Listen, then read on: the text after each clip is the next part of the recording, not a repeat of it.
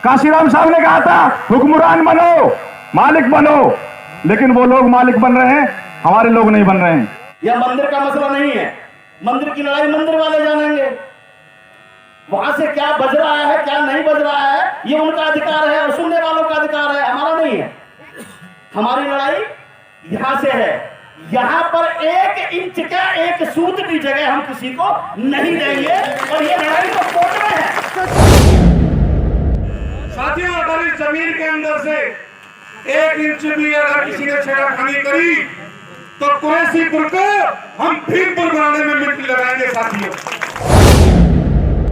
आप लोग एक कलंक अपने माथे पर मत लगा लेना, क्योंकि जब इस देश में भारतीय जनता पार्टी के लोग इस देश का भाईचारा खत्म करने के लिए लगे थे तो हम आपके साथ में छाती अड़ाकर, चाहे शाहीन बाग हो या पूरे देश का आंदोलन हो, हम सबसे पहले आपके साथ में छाती अड़ा के खड़े थे। अगर हम फरीदाबाद को इकट्ठा कर सकते हैं तो हम पूरे देश को भी इकट्ठा कर सकते हैं। पूरे देश की भीमा भी आपके साथ है। बाबा साहब की प्रतिमा को हाथ तक नहीं लगा दिया जाएगा। और मूल निवासी समाज की एकता को जो शरारती तत्व तोड़ना चाहते हैं वो कान खोल के सुन ले। अगर ये भारत का 85% मूल निवासी समाज एक हो गया, हम पेशाब कर दे देंगे और तुम पेशाब में बह के जहां से आए यूरेशिया वही पहुंच जाओगे।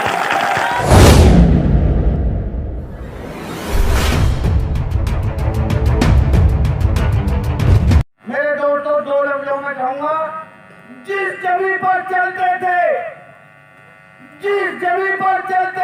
बाबा साहब, वहां पूछा जाता था, बिजलियां कड़कती थी और तूफान आता था।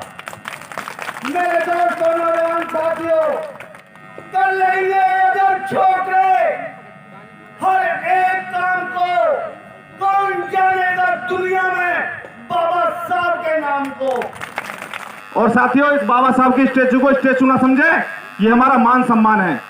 अगर जो यहां से बाबा साहब की स्टैचू को हटाने की बात करी तो आप जानते हो, पुराना इतिहास उठा के देख लो, हम वो लोग हैं खाल उतारना भी जानते हैं। हमने काम छोड़ दिया है लेकिन वो भूले नहीं हैं।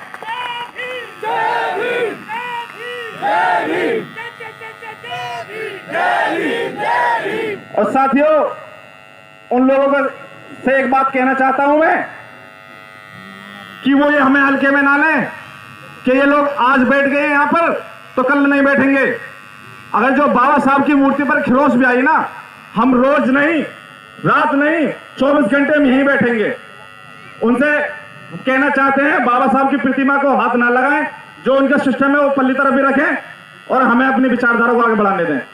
वो लोग हर रोज बैठते हैं और हम लोग कभी कभी बैठते हैं। या कोई पिटेगा तब बैठेंगे, या कहीं बारात रुक जाएगी तब बैठेंगे, या फिर बाबा साहब की स्टैचू की बात आएगी तो हम तब बैठेंगे। लेकिन वो लोग बरकरार रोज बैठते हैं, अपना काम करते हैं। तो साथियों, हम लोग बाबा साहब की बात नहीं मानते, बाबा साहब को मानते हैं, लेकिन वो लोग बाबा साहब को नहीं मानते, बाबा साहब की बात मानते हैं। क्योंकि बाबा साहब ने कहा था 1 रोटी कम खा लेना लेकिन बच्चे को जरूर पढ़ाना। हम लोग उस काम को नहीं करते हैं, उस काम को वो लोग करते हैं। बाबा साहब ने कहा था बेटी को जरूर पढ़ाना, चाहे भूखा रहना पसंद आ जाए, कपड़ा कम पहन लेना, लेकिन हम लोग उस काम को नहीं करते हैं, वो लोग उस काम को करते हैं। और जो बाबा साहब की इतनी ही नफरत है तो क्यों बाबा साहब के बताए रास्ते में चलते हो?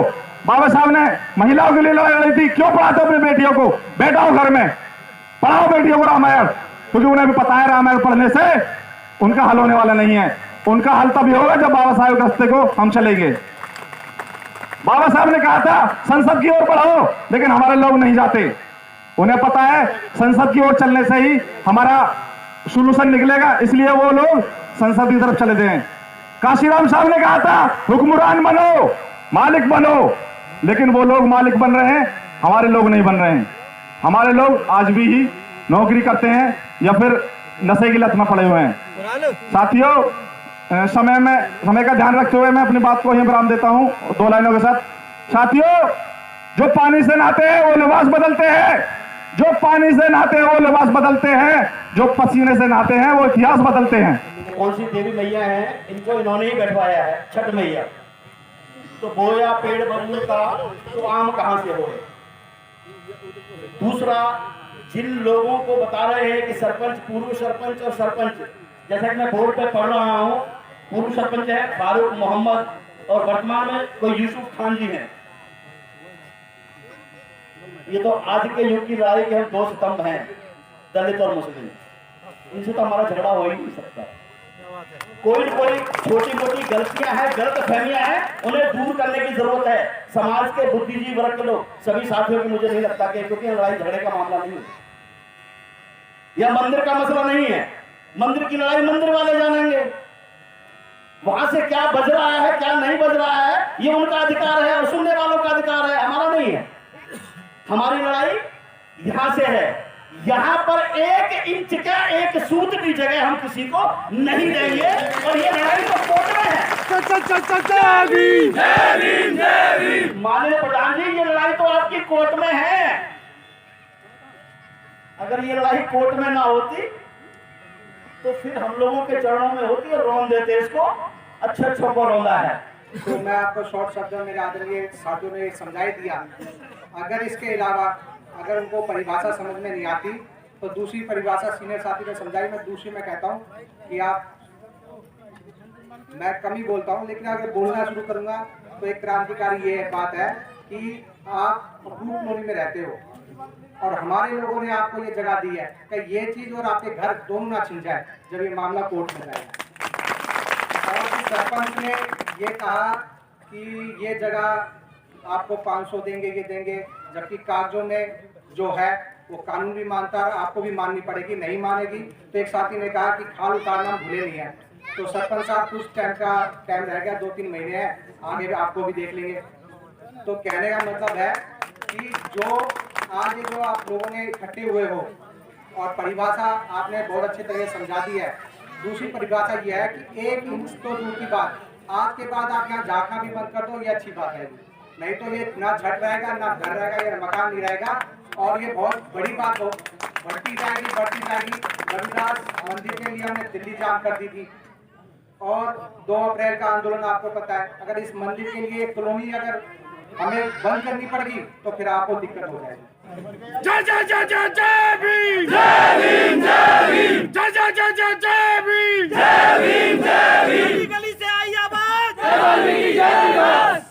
इन्हें डर तो यही लग रहा है कि अब जय वाल्मीकि और जय भीम वाले एक हो गए। तो इस देश का संविधान भी भारत के नंबर 1 आदमी ने लिखा साथियों। अब ये नंबर 1 आदमियों से 5 और 6 नंबर वाले आज हमारी जमीनों को छीनने की बात कर रहे हैं साथियों। हम इन लोगों को बता देना चाहते हैं कि जिन लोगों की सह पर, जिन लोगों की आप लोग जूतियां झाड़ते हो, अगर वो लोग नंबर 1 वालों के खिलाफ आपको तैयार कर रहे हैं तो साथियों सोच समझ के मैदान में आना। 6 नंबर तो 6 नंबर ही होता है, नंबर 1 तो नंबर 1 ही होता है साथियों। भाई आज आपकी इस मीटिंग के अंदर हम गांव के सरपंच को, गांव के नंबरदारों को ये चेतावनी देना चाहते हैं कि आज रविदास समाज और वाल्मीकि समाज, जाटव समाज, बहुजन समाज पार्टी, भीम आर्मी, लक्ष्य जैसे जो तमाम दलित संगठन हैं साथियों, अगर इस जमीन के अंदर से 1 इंच भी अगर किसी ने छेड़खानी करी तो कुरैशीपुर को हम भीमपुर बनाने में मिट्टी लगाएंगे साथियों।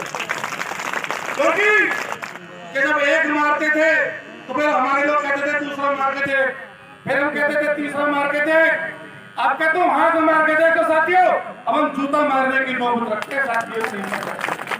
अरे किसी की मां ने दूध पिलाया है, मैं आज भी चेतावनी देता हूं इस मंच के माध्यम से, जो इस गांव के अंदर इस जमीन को छीनने की बात कर रहे हैं साथियों। अभी समय 12 बजे हैं, आप 1 घंटा, 2 घंटा, 3 घंटा जिसकी मां ने दूध पिलाया है साथियों आए और ऐसे तारबंदी करके दिखाए, हम बताएंगे हमारी मां ने। अगर हमारी जमीन को किसी ने उंगली भी लगा दी तो उसके जिम्मेदार साथियों गांव का सरपंच भी होगा, क्षेत्र का विधायक भी होगा, क्षेत्र का एमपी भी होगा साथियों। फिर अगली लड़ाई हम उनके खिलाफ लड़ेंगे। बाबा साहब किसी एक समाज के नहीं थे, ये सर्व समाज के थे, लेकिन कुछ गलत लोगों ने इनको एक दायरे में बांटने का काम किया। तो मैं मुस्लिम समाज के साथियों से आज ये प्रार्थना करता हूं, आप लोग एक कलंक अपने माथे पर मत लगा लेना, क्योंकि जब इस देश में भारतीय जनता पार्टी के लोग इस देश का भाईचारा खत्म करने के लिए लगे थे, तो हम आपके साथ में छाती अड़ाकर, चाहे शाहीन बाग हो या पूरे देश का आंदोलन हो, हम सबसे पहले आपके साथ में छाती अड़ा के खड़े थे। हमारा नंबर तो बाद में आना चाहिए। बाबा साहब को सम्मान देने के लिए आपको ये कह देना चाहिए कि बाबा साहब की जमीन 1 इंच भी कम नहीं होगी। ये बाबा साहब आप लोगों के नहीं है, ये परम पूज्य बाबा साहब हमारे भी हैं। इस देश में इन्होंने संविधान दिया है प्रत्येक गरीब आदमी को कि सबसे बड़ा पढ़ा लिखा व्यक्ति, ज्ञान का व्यक्ति, जिसने 32 डिग्रियां लेकर 9 भाषाओं का ज्ञान जिसको था, वो इस भारतवर्ष का एक दलित का बेटा था जिसका नाम भारत का भीमराव अंबेडकर था, जिसने इंसानियत को जन्म देने का काम किया, भारतवर्ष में एक इतिहास और एक पहचान बनाने का काम किया। तो साथियों, ये हमारे महापुरुष ही नहीं, ये सर्व समाज के महापुरुष हैं। मंदिर के घंटे बजाने से कोई विद्वान नहीं बनता, वहां तो भिखारी बनते हैं, लेकिन जब बच्चा स्कूल जाता है और वहां पढ़ता है और अपनी गरीबी, अपनी जरूरत को समझकर उसके अंदर एक ही प्रण होता है कि मैं इस देश का प्रथम नागरिक बनूं, और उस शिक्षा को देने वाला इस देश में कौन है? यहाँ मुस्लिम समाज भी बैठा है, ब्राह्मण समाज के साथी भी हमारे साथ में आए हैं, गुर्जर समाज के भी साथी हमारे साथ में आए हैं। इस महापुरुष को सम्मान देने के लिए इस मसले को निपटाने का आप लोग काम करें। जहां भी कहीं जरूरत हो, बहुजन समाज पार्टी का सिपाही इस फरीदाबाद में नहीं, बहुजन समाज पार्टी का संगठन पूरे देश में है। बाबा साहब के सम्मान में एक एक बच्चा आपके साथ में खड़ा है, एक एक युवा साथी आप लोग के बीच में खड़ा है। साथियों, आप एक बार आवाज लगा के देख लें कि पलवल सोना और पूरे हरियाणा की भीम आर्मी आपके साथ है। सबसे पहले तो मुस्लिम भाई हमारे भाई हैं। अगर यहाँ पे कुछ शरारती तत्वों द्वारा अगर बाबा साहब की प्रतिमा को हाथ भी लगाया जाएगा तो भीम आर्मी और हमारा पूरा समाज चुप नहीं बैठेगा। अगर हम पलवल को इकट्ठा कर सकते हैं, अगर हम फरीदाबाद को इकट्ठा कर सकते हैं, तो हम पूरे देश को भी इकट्ठा कर सकते हैं। पूरे देश की भीम आर्मी आपके साथ है। बाबा साहब की प्रतिमा को हाथ तक नहीं लगा दिया जाएगा। साथियों, पहले बात तो ये बता देना चाहता हूँ उन शरारती तत्वों को कि बाबा साहब अम्बेडकर सिर्फ ऐसे समाज के महापुरुष नहीं है, ये भारत के मूल निवासी समाज के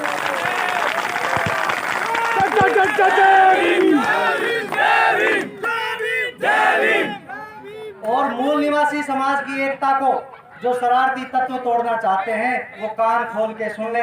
अगर ये भारत का 85% मूल निवासी समाज एक हो गया, हम पेशावर कर दे देंगे और तुम पेशावर में बह के जहां से आए हो यूरेशिया वही पहुंच जाओगे।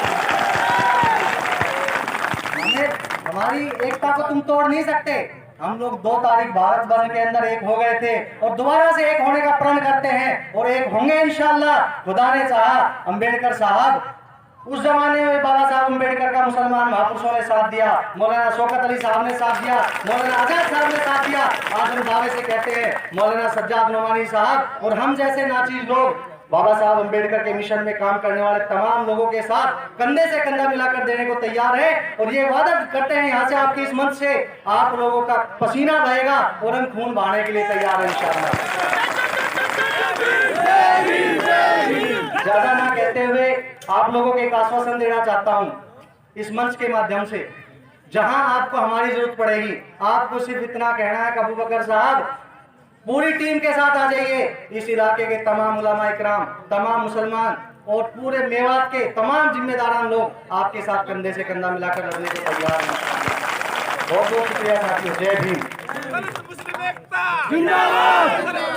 इन्होंने मुझे बताया कि ये जो मूर्ति है ये हमें धमकी दी जा रही है असामाजिक तत्वों द्वारा कि यहाँ से हम बाउंड्री हटा लेंगे और आगे भवन बनाएंगे, उसमें बाबा साहब का नाम नहीं लिखने देंगे। जमीन हमारा, घर हमारा, प्रॉपर्टी हमारी और नाम किसी और का। मैंने ये मैटर समाज में जाना चाहिए, उसकी वजह से आज ये पंचायत हुई। कल सरपंच साहब से मैंने बात की, मैं सरपंच जी आपके गांव का ये मैटर आया है। उन्होंने ये कहा कि मैं अभी ससुराल में हूँ, कल मैं कोशिश करूंगा आपकी पंचायत में आ जाऊं। और आज उन्होंने मोबाइल बंद कर लिया और आज मुझे पता चला कि वो घर में बैठे हैं। इन बातों की सच्चाई जब सामने आएगी, जब दोनों पार्टी आमने सामने बैठेगी। प्रशासन से मैं निवेदन करता हूं और कंसर्न सचिव से निवेदन करता हूं कि इस मूर्ति की जिम्मेदारी आपकी है। अगर इस मूर्ति पर अगर थोड़ी सी भी आंच आ गई तो आप उसके जिम्मेदार रहोगे। भीम आर्मी भारत एकता मिशन इस गांव के साथ, इस समाज के साथ और भाईचारे के साथ है। और मैं मुस्लिम भाइयों का धन्यवाद करता हूं कि आज वो यहाँ पे आए हैं। और उनसे निवेदन करता हूं मैं कि जिस तरह से ये मैसेज जा रहा है फरीदाबाद के अंदर कि एक सरपंच ऐसा कर रहा है, तो उसकी सच्चाई सामने आना चाहिए और वो अपनी वीडियो क्लिप बनाकर इस समाज को आश्वस्त करे और बताए।